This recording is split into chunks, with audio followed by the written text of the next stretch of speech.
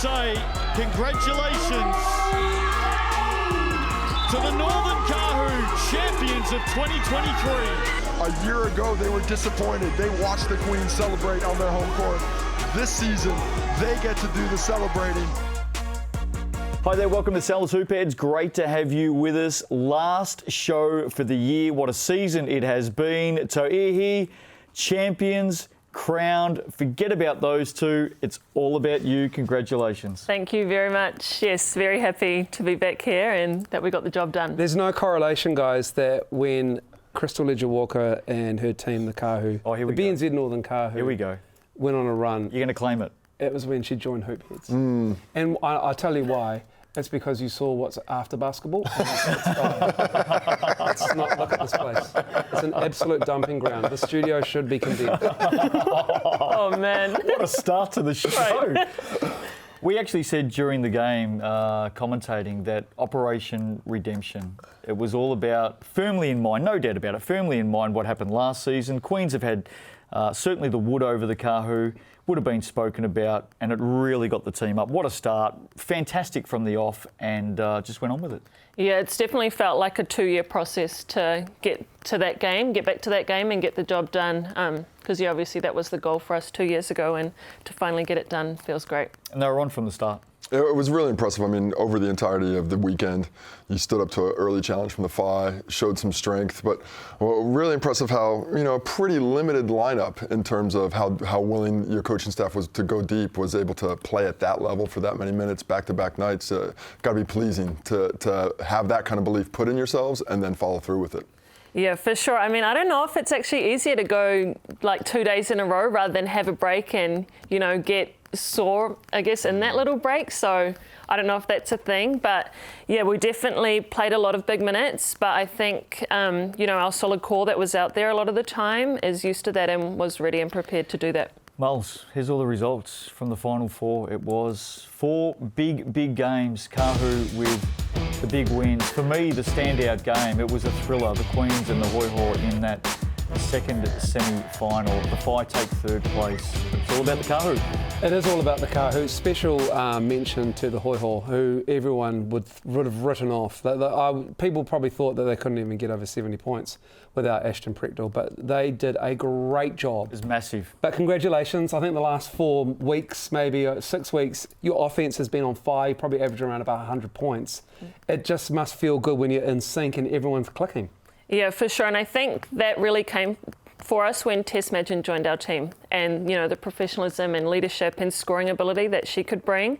That's where it really came along. Did that free you up defensively as well? Yeah, I think so. Like, she took a lot of pressure off me in a lot of different areas of the game. I mean, when we played the Queen, she was guarding Kristlyn Carr the whole time, and obviously that's the massive matchup. So it was massive of her to do that, and definitely gave me a little break. Case, let's go to game number 1. We saw these two teams clash in the last regular season round game, and it was a hell of a contest. The Phi definitely came in with some confidence off the back of that game, but the Kahu, again, once they mowed it up, shots started dropping, they just moved away. Well, it was 22 all after that first quarter. Looked like it was going to be relatively even, but at that point, the Kahu just lifted. Sarah Sagara didn't look 100%. Clearly underdone. When she was out there, I think the Phi actually lost something that they had the week before when they had all that speed, all that energy. They just were not able to match that for 40 minutes.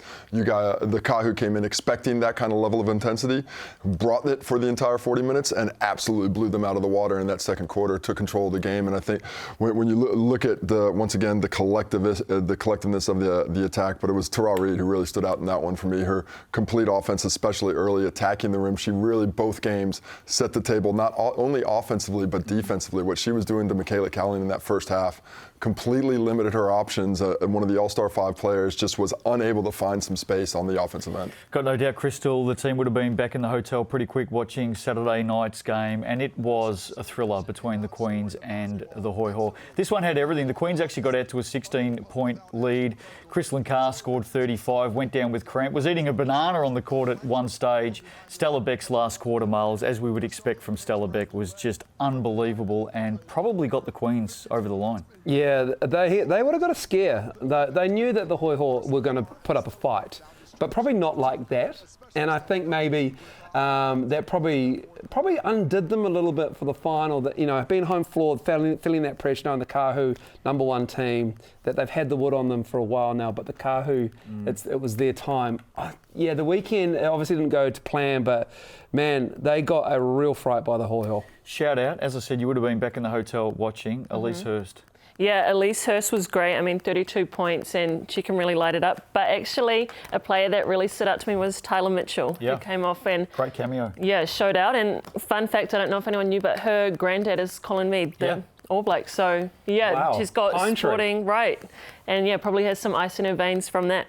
Just 21 years of age, she really did have a standout performance, one of her best of the season, no doubt. And it went into Sunday, and of course we started off with the playoff for third, and this was a good contest. Could have gone either way, and the Phi down the stretch getting the job done. McKenna Dale, what a season she's had, and Michaela Cowling's just an absolute superstar, Miles. Yeah, she is. It's just a shame that the Phi probably couldn't get the job done earlier on in the season, get up the ladder and get the easier seeding as well. But they did the job. They took care of the Hoi. Tyler Mitchell, did she ever flag in a beer and a roast meal before a test match? Like Colin in her family tree, because that worked for the old days, but I'm not sure if it's high performance stuff at the moment. Not quite the same nutritional value as we once thought it had, but it was an impressive performance by the Phi because the Hoi fought so hard. Just down the stretch as things came to the end, I think they just outlasted them, that pace that they were playing. The Hoi were unable to keep that up. Zoe Richards, another excellent game in the absence of Ashton Prechtel. Nice to see that her success this year wasn't just based on the attention that her co-front court mate was getting there, and she was feeding off of that. She's got the ability to sort of carry that front court as well. But it was McKenna Dale, the way she was shooting the basketball in transition, defensively, her switchiness. I mean, a really impressive player. And when you look at a McKenna Dale, do you see her as a player who may be able to fit into that Tall Ferns culture? Yeah, for sure. I mean, she can definitely shoot the ball, and that's something that the Tall Ferns historically have struggled with. So, I think she could definitely, this season she's made a case for herself to, be in the mix. I'll go a step further. I'll be staggered if she's not playing for the Tall Ferns in February. I think she's a walk-in. Well, to me, she was the best shooter in the competition. Yep. What she showed, I think, these last 4 or 5 weeks of the season is her switchiness defensively, her willingness to get dirty, which was extremely important. And, of course, Michaela Cowling, another excellent game. She was a fantastic addition to the league this year, nearly a triple-double in that third-place game. Nice to see the Phi take home third in there. Well, everyone's second year of operation. Let's go to the big one. It had a real twist in it about an hour and a half before the game when we all found out that Stella Beck had been in bed sick all night and all day after that brilliant performance in the semi-final. When we heard that news, we knew it was going to be a little bit tougher for the reigning champs. Well, I don't think they're there in the final without Stella Beck's performance in the semis. So when we heard that was the loss, it was a real blow, not just to what was going to be able to done. Kristlyn Carr came out and was electric in that first quarter. She really was attacking, but matched by Tara Reid in that first quarter, especially the way those two players were going back and forth. The Kahu, I think, in that second quarter started to find a little bit of steadiness outside. Obviously, had the huge scoring court, or had that huge first, so they had a little bit of space in between. But it was the defensive efforts for me of Tara Reid in that first half on Steph Watts completely took her out of the game. She didn't have barely had a stat at halftime. Didn't score in the first half. As you said, it was zeros nothing. All the way across. And that was at the same time, she had 15 points in that first half, and might have been 15 in that first quarter. I can't remember exactly, but the way she put together that scoring performance and defensively at the same time lifted it for a team that had to depend on her as a second scorer and just had no options because of how well she was playing. Kristlyn Carr had 19 in the first half. Didn't score in the second half, no doubt. You spoke about that at halftime. Yeah, we did, for sure. I mean, she's just a motor. She can go. We were trying a lot of different things on her defensively, and she still found a way to get to the hoop in that first half. But in the second, we made an effort to collectively, we were going to guard her, all 5 of us, and make her give it up a little bit more. Well, what I noticed right at the start of that second half, in the first half, it was all to the cup. She was getting all the way to the rim. She had 5 shots in that third quarter, and they were all that mid-range runner. Wasn't able to find the rim for the first 4, and after that just petered out, wasn't able to get the ball. I think perhaps fatigue kicked in a bit, but more the size of your guys', the Kahu's defensive efforts, the players that you had on her. Really difficult task for a player that size to continually go against a wall of bigger, stronger players or set and ready for the attack. Who was MVP of the post-match? Oh, good question. of the post-match? Yeah, of Sunday night. Can I vote on this? Because I saw a few of them out and about. Yeah, you give us your answer. All-star 5 from the BNZ Northern Coast. There was a few. In fact, there was a few from every team that had an MVP performance. As it should be, as it should be. Miles, I want to break down the game a little bit further. I thought the guards of the Kahu in the first half very, very good. I thought Penina Davidson and Amari Thomas after half-time exceptional. Yeah, Amari Thomas, honestly, the form that she's been in, she had the most points over the weekend, but obviously, you know, McKenna Dale right behind her.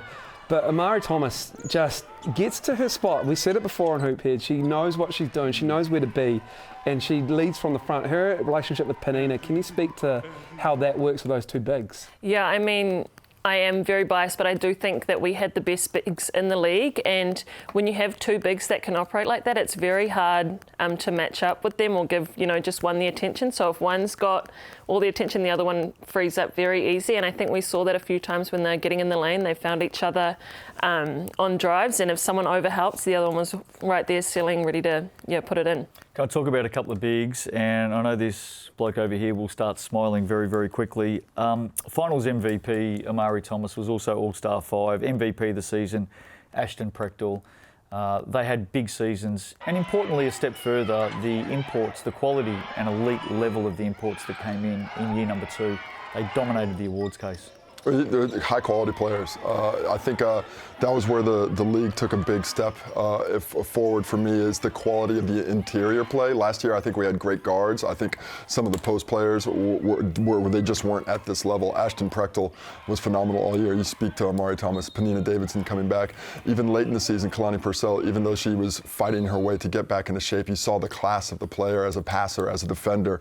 And I think that's when you're really talking about how players can get better, how leagues go from a good league to a great league. Because there's a lot of good guards around the planet. There's a lot of guards that can play, but when you start getting those interior players, that's when it lifts the class of the league and lifts the skill level of the players trying to compete in it. Miles, 7 of the 10 regular awards went to international players. We know in the Sellers NBL we have some Kiwi categories. Should we see the same thing come into Tauihi?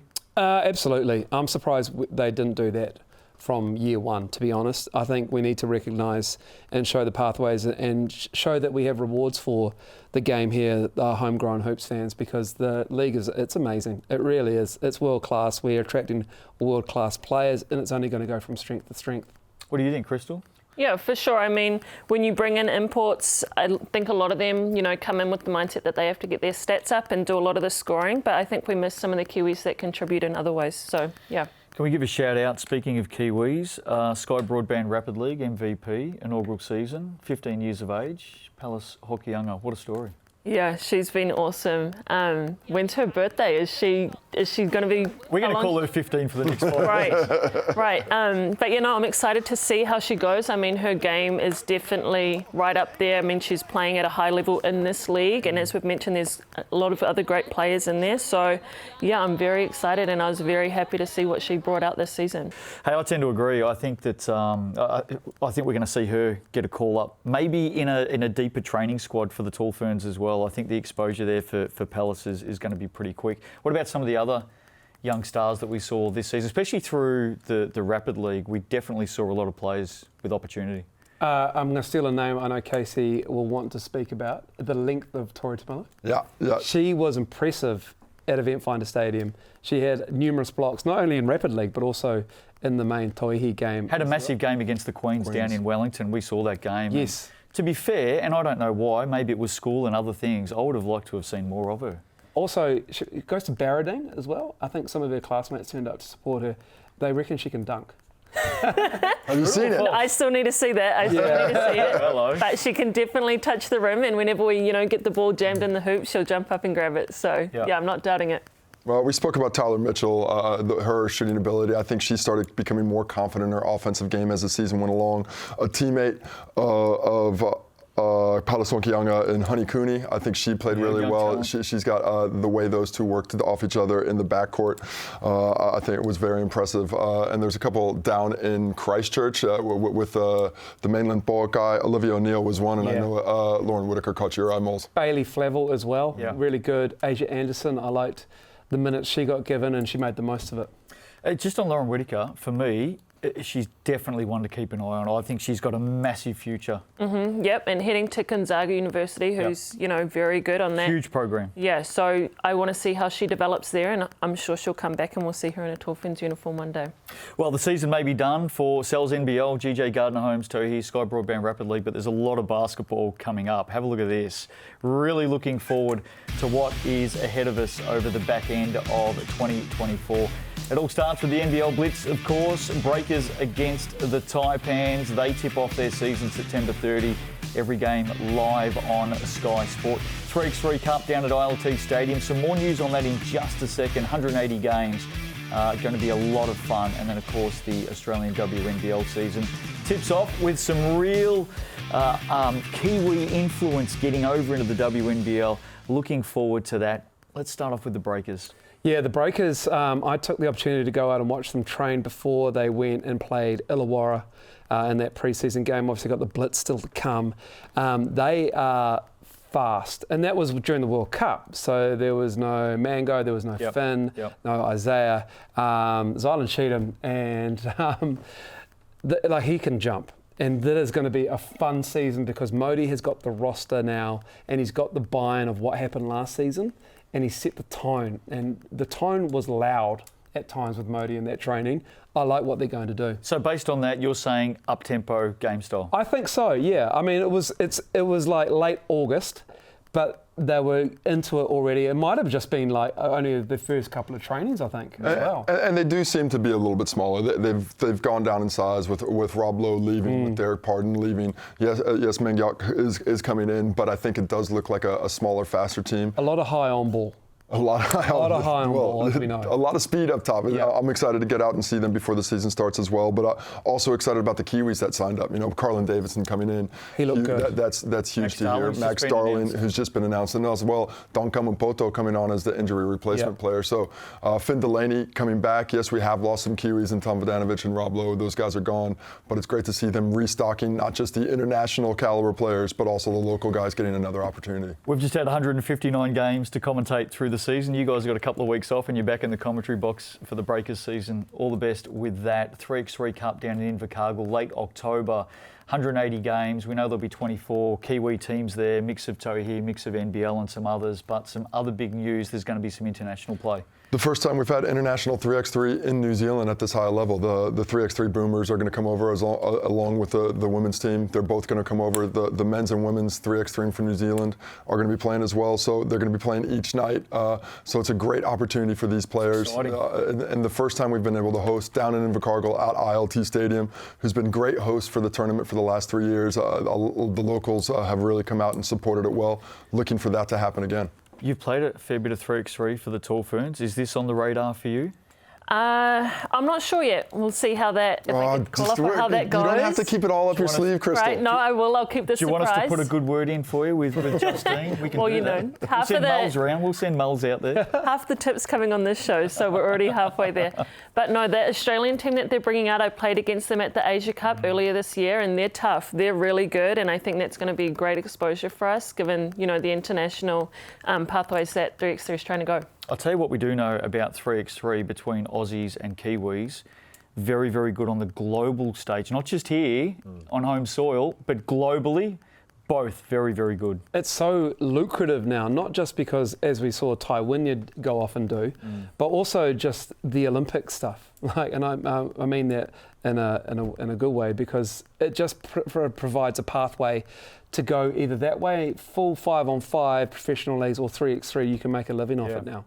WNBL tips off early November. You were a part of it last season. The Kiwi influence is really, really strong. Ezra McGoldrick, we know, he's headed over there. Tara Reid, I think the Boomers have absolutely signed a gem in Tara Reid and what we've seen this season. It's going to be good, and I think we're seeing progressively more Kiwis headed over there to the point now, and I've said it a few times this year, New Zealand now needs a Kiwi team in the Australian WNBL. The time is now. Yeah, for sure. And I think, coming off the back of the Tauihi season and the exposure that we've gotten to play at that type of level, I think we're definitely going the right way to be able to compete in a top league like the WNBL. Stick a Breakers team in it. I think they'd love it. I think they're just getting their feet sorted, but it'll be a great thing to happen. I think they're just getting out of that COVID hole that they found themselves in before last season. But it's a great idea. If it could happen, BNZ have come on board not only for the Kahu but also for the Breakers. They want to make an investment in basketball. That would do wonders for it. Well, I don't want to say too much, but I can tell you now that for the last 2 years, with commercial support locked in, we've been banging on the door. We're just waiting for the opportunity to be given to us from the Australians. But the money is there, the players are there, and I think we've got great coaches, we've got great facilities, we've got great fans. We've been trying for 2 years. Who runs the WNBL again? Who runs that? Let's move on, shall we? Let's move on, Case. And now you've got some cards in front of you. You've got pens. We're going to have a bit of fun to finish off 2024, 2023. Haven't even got to 24 yet. You're doing characters of each other? Yeah, draw each other. That'd be nice. Some stiff I've things. already Here we drawn go. on the desk. So that's not a good start. I haven't written these questions anyway, but we're going to have some fun. Oh, no credit. He doesn't. These two over here, through the year, you've been known as the Step Brothers, Starsky and Hutch, the gruesome twosome. Yeah, I didn't like that one. Didn't you? The dynamic duo. In episode 1, take your mind back about 25 weeks ago. I remember it fondly, Justin. How were you introduced first up? Can you remember? I want You to would have say been watching. Starsky and Hutch. Was it Dumb and Dumber? Muppets? Muppets was one. Was it? Oh, we got to write it down. You know the gig here. I'll tell you now, Casey has just written, I can see across, he's written in the smallest possible lettering you will ever see. All right, here we go. Turn it around. Muppets, no. Dumb and Dumber, I wish it was. I would have loved to have started the season. Son of a... These two. That's what I'm going for. That's 100% right. How did you get that? You did not watch That is it. 100%. That is ridiculous. Did you watch the first episode? Of course I didn't. Okay, here we go. You're cheating. Liar. You must be cheating. You are cheating. Crystal Ledger Walker cheats in the passing lanes. Hey, I'm competitive. I'm coming to win this little game. I feel like question 2, I've been thrown under a bus here. How much Sal's Pizza did Justin bring into the studio this year? Come on, that's throwing me under the bus. Come on, that's just not right. I've also not got any pizza. Thank you. Next question. Here we go. Who was the only Hoopheads crew member to pick the Canterbury Rams to win the Sal's NBL? Write it down. God. Do I have to? Jeez. This might be the best question. Yes, correct. 1. 2. Yes, well done. Weird. Didn't write the questions, eh? As we all know, our friend Crystal joined the desk towards the end of the year, but she and sister Charlize joined the Hoopheads crew via video call. What episode was that in? Think carefully back. We had them both on the show together. A little bit of sisterly love early in the season. Early in what season? Well, early this year. Second week. You gonna change your mind? You gonna change your mind now you saw my Upside wrong down. answer? Does that work? What are you going with? Episode 9? Yeah. That's not early. Anyway, you're all I thought right. it was it 3? Was it episode 3? It was episode 3. I knew it was 2 or 3. How many home courts did the Northern Kahu have in Tauihi this season? How many home courts? Good question. You don't have to name them, but how many courts? 3? 3? Yeah, 3. The answer's 4. What's he gonna The get? answer's 4. Chris, what are the 4? They played at Event Finder too. We know the dress code on Sal's Yeah, there. Hoopheads. Event Finder. Franklin. Whangarei. Whangarei. What else? Where's the Where? 4th? Trust Arena. Grand final of Sal's Hoopheads. Yeah, I forgot about that one. We are going to finish off on the right note. We all know the dress code round here. Who is the best dressed on Sal's Hoopheads? Who gets the MVP? first? Wrap it up, Justin. Wrap it up. Oh, yeah. Crystal. Yeah. Your style's whack, Who are you Justin. going with? Did you see his shoes today? No, I didn't. You want Yeah. to put them up? Yeah. Shoes and the hats. Do a hamstring. Oh, good things. Good things that wasn't left in the truck. We can, Hey, bro. we can officially see the sole, by the way. I can write these off now. I'll put them on TV. Hey, play been a massive year. Congratulations to the Canterbury Rams. Congratulations to the Northern Kahu. Congratulations to the mainland Pauakai for Rapid League. Thank you very Congratulations much. to Basketball New Zealand as well for Yep. putting this all on. Congratulations to you, Justin, for having us endure you. How nice is that? And a big thanks, of course. These two. I cannot wait for season 2 of Hope Beds. Big thanks, of course, Thanks, to Crystal. Sells as well. Yes. For Thanks, all of everybody. their support. DJ Gardner. Can we thank the fans for Sky watching? Broadband. Of course we can. I'm about to do that. Oh, you get to Thank it, you. man. You've stolen my line on the way out. Yeah, thanks the fans. That is it for 2023. Hope you've enjoyed it. To all of the fans out there, we love you. Enjoy the Breakers season. Enjoy 3x3. We'll be back in 2024. That's enough from you. Oh, sorry. Wrap it up. Wrap it up. That's it.